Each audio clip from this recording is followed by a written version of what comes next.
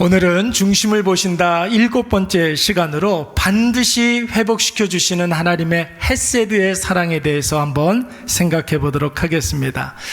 여러분 이제는 다 아시겠죠? 다윗의 별명 무엇입니까? 사도행전 13장 22절 말씀에 보면 다윗의 별명을 뭐라고 그랬어요? 하나님의 마음에 맞는 사람이라고 했습니다. 여러분 다윗도 사람인지라, 다윗도 부족한 인간인지라 그의 모든 인생이 완벽하게 하나님과 일치되었다, 이렇게는 볼 수가 없습니다. 여러분 다윗도 사람인데 다 실수하지 않겠습니까? 그런데 하나님께서 그의 일생을 봤을 때 대체적으로 하나님의 마음에 부합한 삶을 살았다고 하나님께서 말씀을 통해서 평가하신 것입니다. 여러분 오늘 우리가 읽은 본문의 말씀을 보시면은 다윗이 하나님의 마음에 부합하는 사람임을 보여주는 하나의 에피소드가 나오고 있습니다. 여러분 바로 사울의 손자 요나단의 외아들 무비보셋을 선대하고 은총을 주는 그런 장면이 나오고 있습니다. 우리 다 같이 1절 말씀 한번 읽어보도록 하겠습니다. 다윗이 시작. 다윗이 이르되 사울의 집에 아직도 남은 사람이 있느냐? 내가 요나단으로 말미암아 그 사람에게 은총을 베풀리라 하니라. 아멘. 여러분 오늘 본문의 말씀은 다윗이 이제 왕이 된 지 한 17년 18년 정도 됐던 그런 때였습니다. 그야말로 다윗의 왕권이 최절정기에 이르렀을 때였고, 여러분 무소불위의 왕권으로 온 이스라엘뿐만 아니라 주변 나라들에게도 대단한 위세를 떨쳤던 그런 시기였어요. 여러분 이런 최전성기의 왕권을 누리던 다윗이 지금 누구를 찾고 있습니까? 누구를 찾고 있습니까? 사울의 집에 남은 사람을 찾고 있습니다. 여러분 다윗에게 있어서 사울 어떤 존재입니까? 여러분 친구입니까? 원수입니까? 원수죠, 원수. 여러분 사울은 다윗을 여러분 괜히 이유도 없이 미워했고 이유도 없이 죽이려고 했었던 사람이었습니다. 그러니까 여러분 다윗의 인생을 완전히 송두리째 무너뜨린 장본인이 바로 사울입니다. 근데 여러분 지금 다윗이 사울의 남은 친족을 찾고 있는 거예요. 사울의 남은 친족이 아직도 남아있느냐? 이게 아니에요, 여러분. 만약에 이렇게 읽으면 사울의 친족을 찾아내서 색출해내서 멸족을 시키고 씨를 말리려고 그렇게 이야기하는 것이죠. 여러분 당시에 문화는 정권이 바뀌고 여러분 통치가 바뀌면 전에 있었던 왕의 모든 것들은 싹 다 삭제시키는 것이 그때의 문화였습니다. 다윗이 왕이 되니까 이제는 사울의 모든 친족과 사울과 관련된 모든 것들을 다 여러분 다 삭제시켜야 되는 것 아니겠습니까? 그런데 여러분 다윗은 그런 의도로 사울의 남은 친족을 찾았던 것이 아니죠. 여러분 바로 1절 말씀에 보니까 요나단으로 말미암아 그에게 무엇을 베풀리라? 은총을 베풀기 위해서 사울의 남은 친족들을 찾고 있는 것입니다. 여러분 보세요. 요나단은 사울의 아들 아닙니까? 그렇죠? 여러분 사울이 다윗의 원수였다면 사울의 아들도 다윗의 원수가 되는 게 당연하죠. 근데 여러분 이 요나단은 참 특이하게도 아버지 사울이 그렇게 미워하고 죽이려고 했었던 이 다윗을 존경하고 사랑하고 참으로 이렇게 아끼는 그런 사람이었습니다. 그렇잖아요. 그래서 심지어 요나단은 다윗이 이 나라의 왕이 되어야 함을 분명히 알고 있었던 사람이었어요. 그래서 사무엘상 23장 17절 말씀에 보니까 요나단이 다윗에게 뭐라고 이야기하냐면 네가 이 나라의 왕이 되고 나는 그 다음이 될 것이다, 이렇게 이야기를 했어요. 왜 그렇게 이야기했습니까? 네가 먼저 왕이 되고 그 다음에 내가 왕이 될게, 이런 뜻이 아닙니다. 네가 이 나라의 왕이 되면 나는 너의 신하가 되겠다, 이런 뜻이었습니다. 여러분 왜냐하면 요나단은 하나님께서 다윗에게 기름 부어 이 땅의 왕으로 세워주신 것을 알았기 때문에 그런 것입니다. 뿐만 아니라 요나단은 다윗을 친구로 여기고 그를 아끼고 사랑했던 사람이었어요. 그래서 사울이 다윗을 죽이려고 계획을 세웠을 때 요나단이 다윗에게 이 일을 미리 알려주고 다윗의 목숨을 이렇게 살려주지 않습니까? 여러분, 그때 다윗과 요나단이 서로에 대해서 했던 약속이 사무엘상 20장 14절 말씀에 나오는데, 여러분, 요나단이 다윗에게 뭐라고 이야기합니까? 다윗을 살려주면서 뭐라고 그래요? 네가 사는 날 동안에 여호와의 인자하심으로 나를 베풀고, 그렇게 이야기하고 있어요. 네가 사는 날 동안에 여호와의 인자하심으로 나를 대하고, 뿐만 아니라 너의 인자함으로, 다윗의 인자함으로 내 집에서 끊어지지 않게 해달라고 이야기를 합니다. 이것이 바로 다윗과 요나단의 언약이었어요. 여러분, 이때 나오는 인자라는 말이 바로 여러분 너무나 잘 알고 있는 헤세드라는 말이 되는 것입니다. 여러분, 이 헤세드가 오늘 본문에서는 은총, 오늘 본문 말씀에 보면 은총이라는 말하고 이 인자라는 말이 헤세드 단어가 똑같은 거예요. 그러니까 여러분, 다윗은 사울의 남은 집안 사람들을 요나단과 맺은 그 언약을 근거로 해서 선대하고 은총을 베풀겠다라는 것입니다. 무엇을 근거로 해서? 요나단과 맺은 언약을 근거로 해서. 여러분, 이쯤 되면 우리가 반드시 짚고 넘어가야 할 영적인 교훈이 한 가지 있습니다. 여러분, 다윗이 원수 사울의 집안 사람들을 다윗의 친구 요나단과 맺은 언약으로 말미암아 선대하겠다, 이렇게 이야기했잖아요. 이 말은 무슨 뜻이냐면, 하나님이 하나님과 원수된 저와 여러분들을 하나님의 하나밖에 없는 아들 독생자를 통하여서 구원하겠다, 여러분, 이런 뜻이 되는 줄로 믿습니다. 하나님의 하나밖에 없는 독생자 예수 그리스도를 통하여서 원수된 자들을 구원해주고 하나님의 자녀의 그 위치를 복원시키고 회복시켜 주시겠다는 뜻이에요. 여러분, 우리는 이것을 뭐라고 이야기합니까? 헤세드의 사랑, 하나님의 구원 계획, 우리 이렇게 이야기하는 것입니다. 여러분, 헤세드라는 말을 우리말로 이렇게 번역을 하면 굉장히 다양해요. 인자, 자비, 사랑, 인애, 자애, 언약적 사랑, 끝까지 책임지는 사랑, 이렇게 폭넓은 뜻이 있어요. 근데 여러분, 영어로 헤세드를 어떻게 표현을 하냐면 unfailing love, 이렇게 이야기해요. 뭐예요? 떨어지지 않는 사랑, unfailing love, 실패하지 않는 사랑, 이렇게 이야기하는 거예요. 여러분, 하나님께서 우리를 꽉 붙잡고 있는 그 손을 여러분 놓는다는 겁니까? 안 놓는다는 겁니까? 절대로 놓지 않는다는 뜻이에요. 그래서 오늘 이 다윗의 행동이 하나님이 저와 여러분에 대한 기본적인 마음인 줄로 믿습니다. 여러분, 우리가 신앙생활을 하면서 해야 할 일들이 많이 있겠죠. 인내도 해야 되고 참고 견디는 일들도 있어야 됩니다. 충성도 해야 되고 순종도 해야 됩니다. 범죄하면 회개도 해야 됩니다. 그런데 여러분, 기본적으로 하나님께서 우리에게 가지고 있는 마음이라는 것은 떨어질 수 없는 사랑, 끊을 수 없는 그 사랑으로 우리를 꽉 붙잡고 계시는 줄로 믿습니다. 사랑하는 여러분, 오늘 이 자리에 어떤 이유로든 자기 자신에 대한 한없는 무력감을 느끼고 있는 분들이 분명히 있을 거예요. 나 자신이 아무것도 아닌 것 같아 보이고, 모든 문제가 내 책임인 것 같고, 사람들이 다 나한테 뭐라고 하는 것만 같고, 나 자신이 쓸모없는 쓰레기같이 느껴지는 그런 때가 있죠. 여러분, 그런 한없는 좌절과 낙심을 경험하는 분들이 있다면 여러분, 정신 똑바로 차리시기 바랍니다. 그렇지 않아요. 여러분, 절대 그렇지 않아요. 정신 똑바로 차려야 돼요. 그런 생각을 하게 하는 것은 악한 사단 마귀가 우리를 하나님으로부터 떨어뜨리기 위해서 자꾸만 그런 생각을 주는 것이지, 기본적으로 하나님께서 우리를 향하여서 가지고 있는 마음은 뭐라고 그랬어요?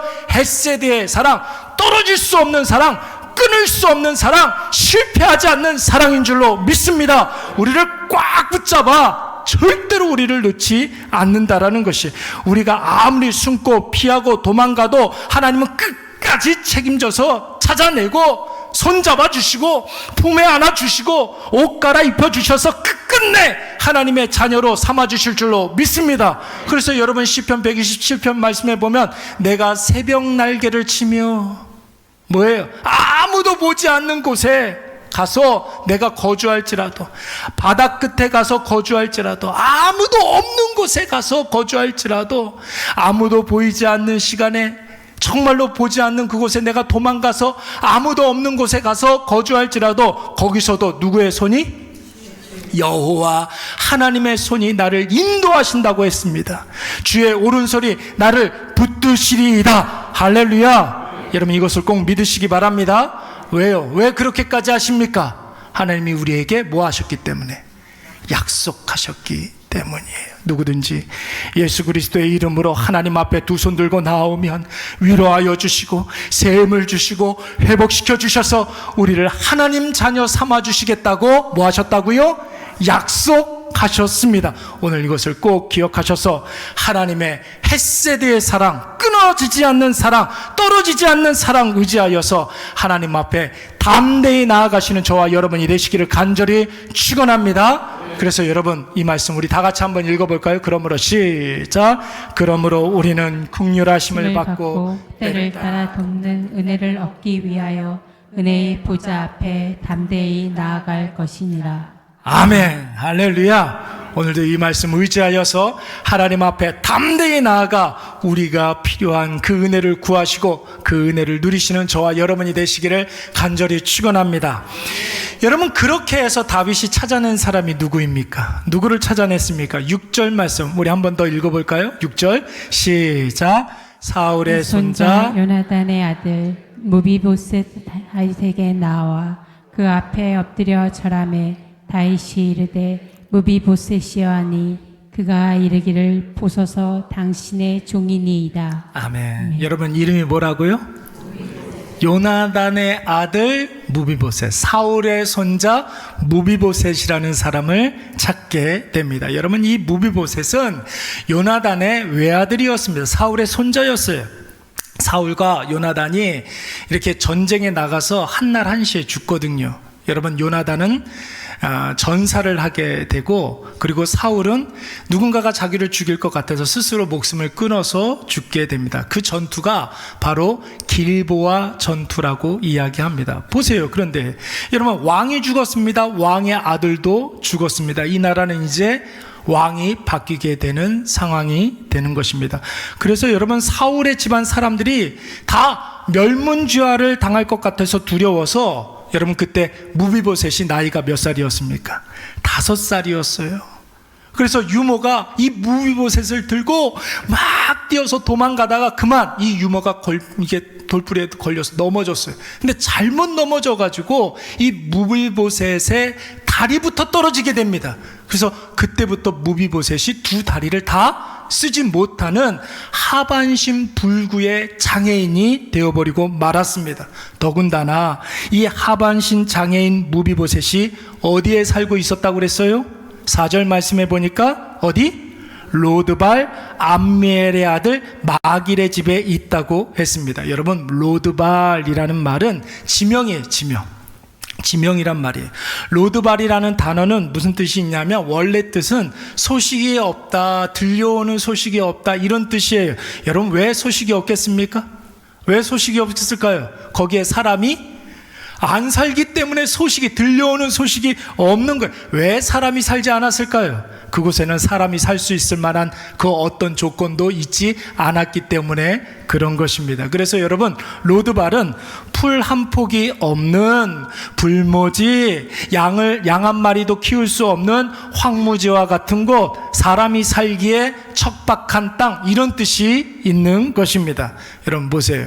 오늘 본문에 등장하는 무비보셋의 나이가 약 한 20대 초반 정도 되었습니다. 그러니까 무비보셋이 5살에 장애를 얻게 되었고, 다윗이 통치를 한 지 17년, 18년 정도 되었다고 하니까 한 22살, 23살 정도 되었겠죠. 여러분 보세요. 무비보셋이 자신이 출신이 왕족 출신이라는 것을 알았을까요? 몰랐을까요? 알았죠. 여러분 왜 모르겠습니까? 5살 때까지는 진짜 그야말로 왕의 궁궐에서 호가호위하면서 여러분 진수성찬에 여러분 많은 그런 영화를 누렸던 그런 사람이었는데, 근데 여러분 지금은 양발을 쓰지 못하는, 혼자서는 아무것도 못하는 하반신 장애인이 되었습니다.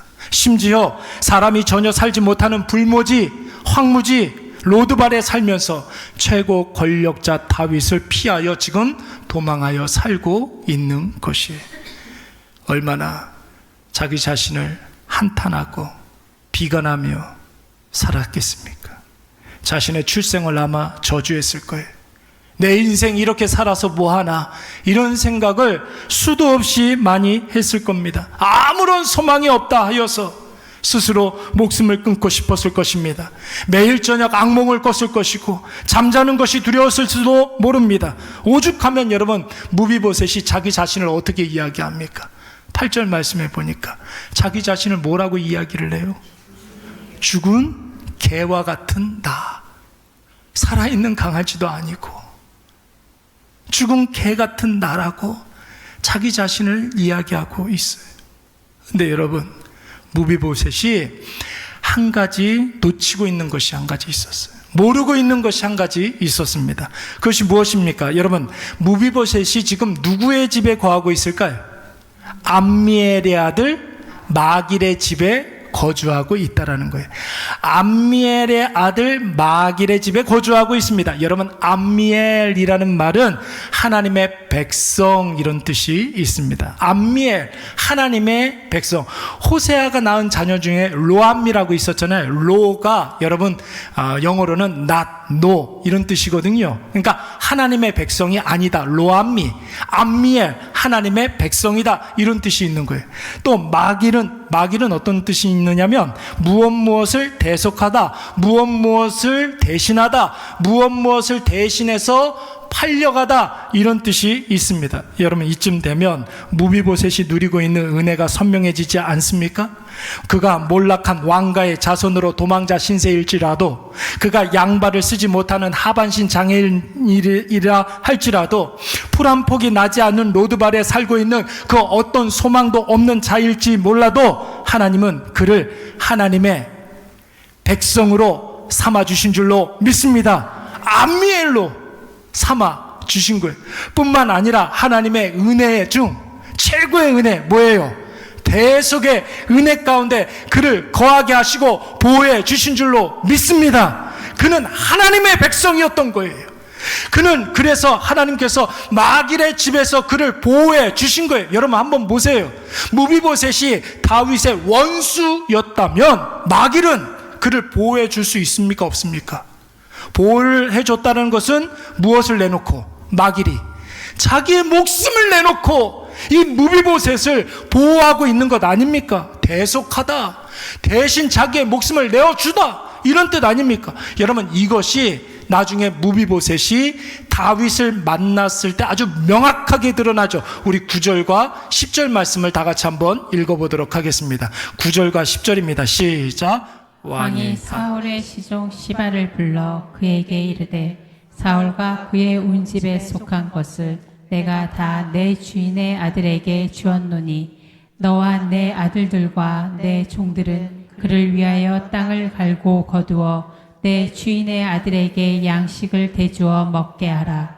그러나 내 주인의 아들 무비보셋은 항상 내 상에서 떡을 먹으리라 하니라. 시바는 아들이 15명이요 종이 20명이라. 아멘. 여러분, 무비보셋은 어떻게 된다고요? 항상 내 상에서, 누구의 상에서? 왕의 상에서 떡을 먹으리라. 왕과 함께 한 식탁에서 밥을 먹는다는 거예요. 여러분, 시편 말씀에 보시면 이런 말씀이 있죠. 주께서 내 원수의 목전에서 내게 상을 베푸시고, 이런 말이 있잖아요. 이게 무슨 뜻이에요? 원수가 보는 앞에서 내게 상을 베풀어 주셨다는 거예요. 밥 먹자, 아무개야 밥 먹자, 이러면서 원수 보라고 내가 누구의 자녀라는 거예요? 하나님의 자녀라는 것을 하나님께서 증명해 주신다는 뜻 아닙니까? 여러분, 오늘 다윗이 무비보셋에게 너는 이제 내 상에서 같이 밥을 먹을 것이다. 무슨 뜻이에요? 너는 이제 내 아들이다. 이런 뜻이에요, 여러분. 이제 무비보셋은 다윗의 아들, 왕의 아들이 된다라는 뜻입니다. 왕의 아들이 가지는 권세를 무비보셋이 가지게 될 것이요, 왕의 자녀가 누리는 특권을 무비보셋이 누리게 될 줄로 믿습니다. 사랑하는 여러분, 꼭 기억하세요. 하나님은 그 어떤 순간에도 여러분을 놓지 않으세요. 여러분 스스로가 아무리 나는 쓸모없다, 나는 쓰레기다, 나 같은 게 나 때문에 사람들이 피해만 보잖아, 나 같은 건 죽어야 돼, 여러분 이런 생각을 한다 할지라도 그건 하나님의 생각이 아니에요. 여러분, 그건 하나님과 멀어지게 하려는 마귀가 주는 생각이에요. 하나님은 내가 그 어떤 은혜도 기대할 수 없는 그런 상황에서도, 로드발에 살고 있어도 나를 하나님의 자녀, 하나님의 백성으로 정하셨고, 할렐루야, 은혜 중에 은혜라고 할 수 있는 최고의 은혜, 대속의 은혜로 우리를 지켜 보호해 주신 줄로 믿습니다. 지금은 여러분이 그것을 잘 느끼지 못한다 할지라도, 지금은 여러분 이것이 깨달아지지 못한다 할지라도 결국은 알게 돼요. 여러분, 틀림없이 머지않아 깨닫게 될 줄로 믿습니다. 어느 날 갑자기 주님의 때가 이르렀을 때 다윗을 통해서 우리가 하나님의 자녀라는 사실을 깨닫게 해주시잖아요. 결국은 하나님의 권세, 하나님의 자녀의 권세를 우리가 누리게 된다는 거예요. 틀림없이 나를 완전히 회복시켜 주시고 새롭게 하여 주셔서 여러분 우리를 다시 시작하게 해 주실 줄로 믿습니다. 제가 최근에 만나는 여러분들 가운데 삶의 여러 가지 문제로 인해서 고통받고 고민이 많으신 분들이 참 많은 것 같아요. 제가 많은 분들하고 이렇게 만나서 대화를 하면서 삶에서 느끼는 여러 가지 어려움들이 어떤 것인가 가만히 이렇게 좀 생각을 해보니까, 여러분 우리가 큰 실패를 경험했을 때 그때 마음에 좌절이 오잖아요. 뿐만 아니라 예상할 수 없었던 큰 손해를 봤을 때, 불이익을 받았을 때 그때 여러분 얼마나 낙심합니까? 타인과의 관계에서 크게 상처를 받은 사람들도 있습니다. 나도 모르게 큰 실수를 범하고 내 의도와는 상관없이 죄에 빠진 분들, 여러분 그때 우리에게 오는 그 절망감이란 이루 말할 수가 없죠. 사람들의 비난을 듣고 또 계속해서 부정적인 피드백을 듣는 분들, 또 어떤 분들은 어디에도 속하지 못해서 삶의 의미를 잃어버린 분들도 꽤 많이 있습니다.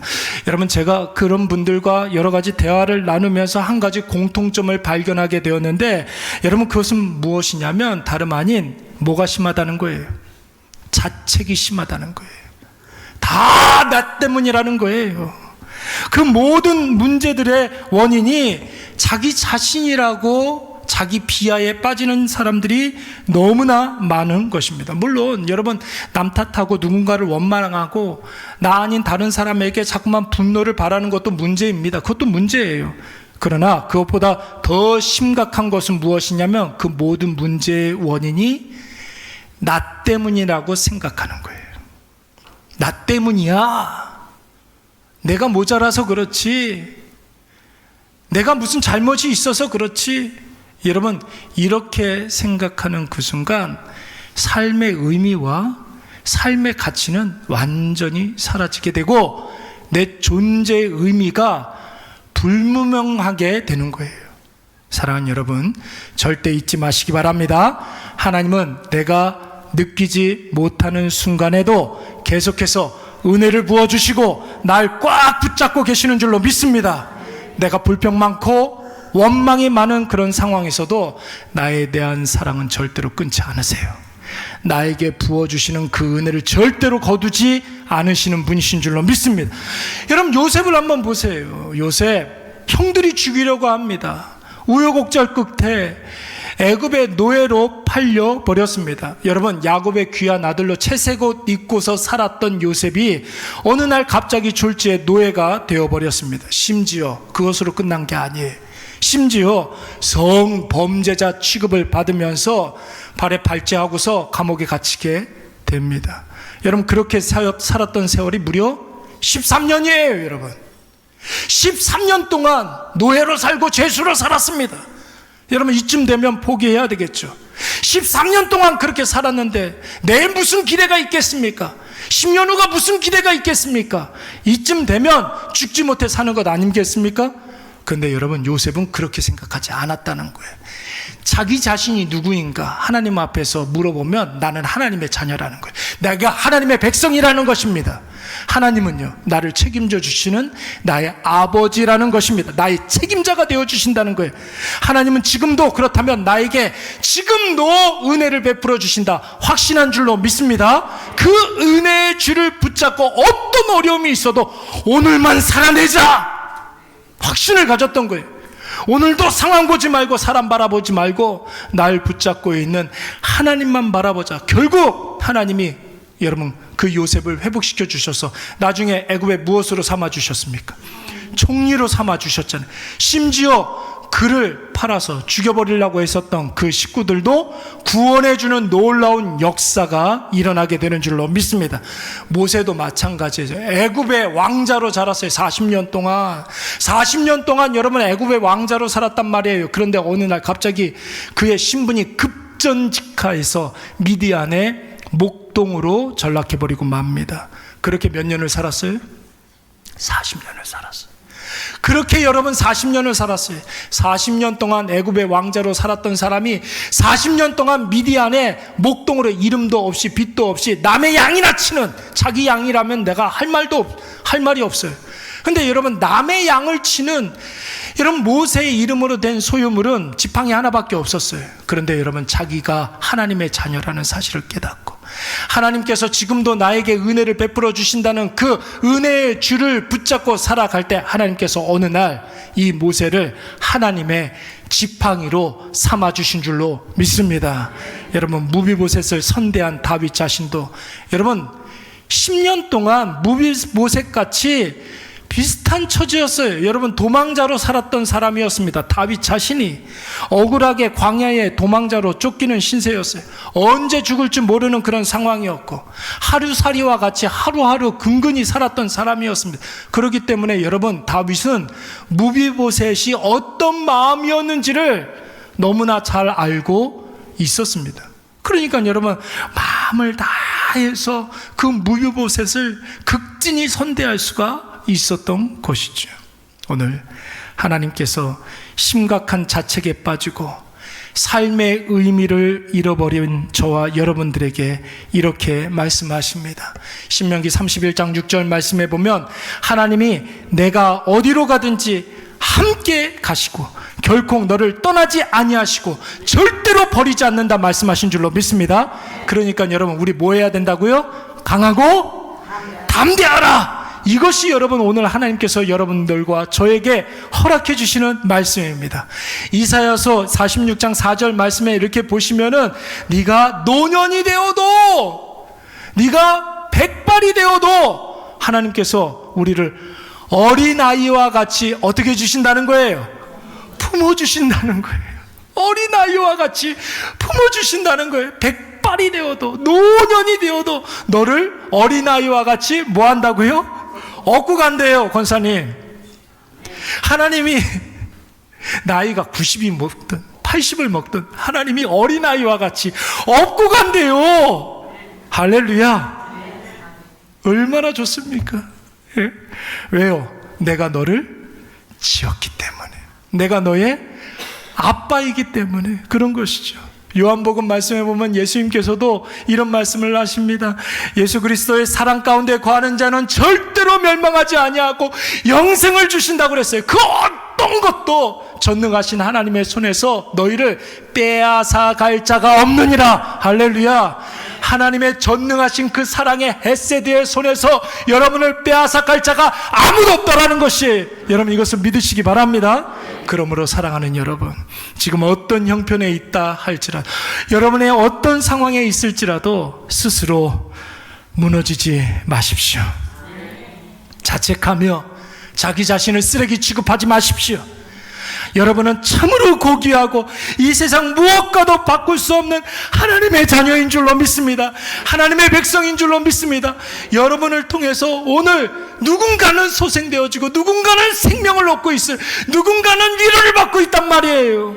적어도 이 일회교회에서만큼은 여러분들로 인하여서 여러분 얼마나 많은 사람들이 위로를 받고 칭찬을 받고 축복을 받는지 몰라요.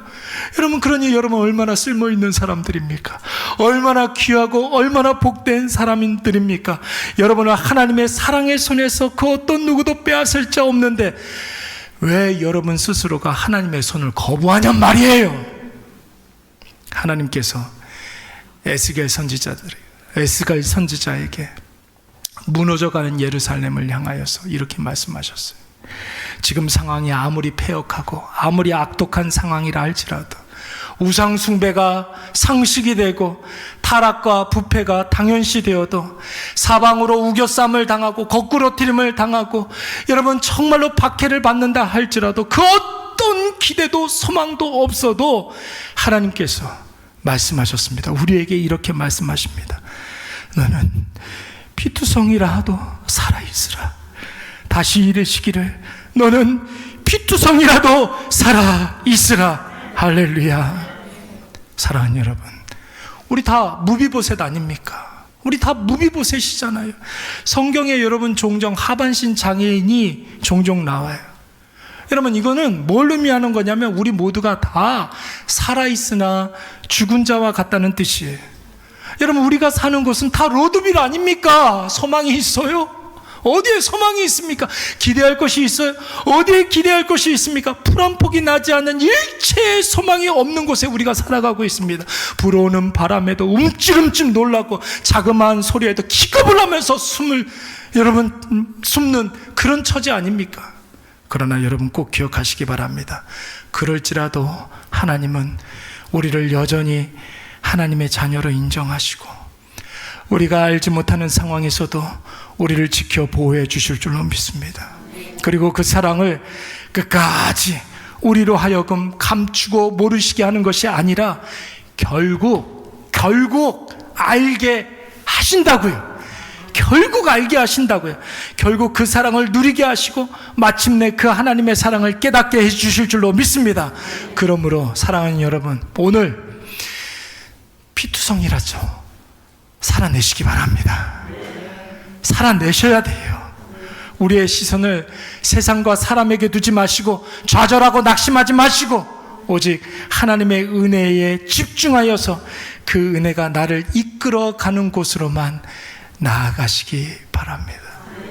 그럼 오늘 본문의 말씀에 나오는 무비보셋 결국 어떻게 됩니까? 우리 13절 말씀 읽고 말씀을 마치도록 하겠습니다. 13절 시작. 무비보셋이 항상 왕의 상에서 먹음으로 예루살렘에 사니라. 어디에 살았다고요?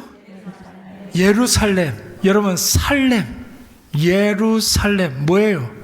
평화의 도시에 살게 되었다는 거예요. 어디에서 먹고? 왕의 상에서 먹고. 뭐가 되었다는 거예요? 뭐가 되었다는 건 왕자 중 한 사람이 되었다는 것입니다.